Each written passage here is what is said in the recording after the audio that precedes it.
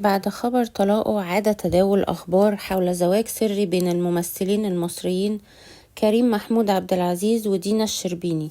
بين الجمهور بشكل كبير.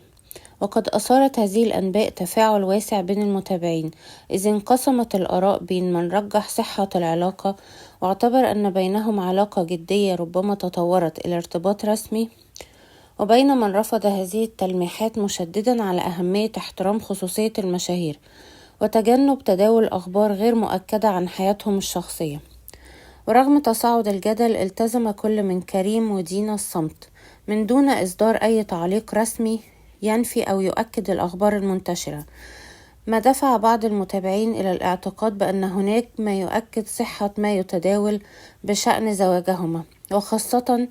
إنهم حاليا بيصوروا مع بعض فيلم جديد بعنوان طلقني من بطولة دينا الشربيني وكريم محمود عبد العزيز.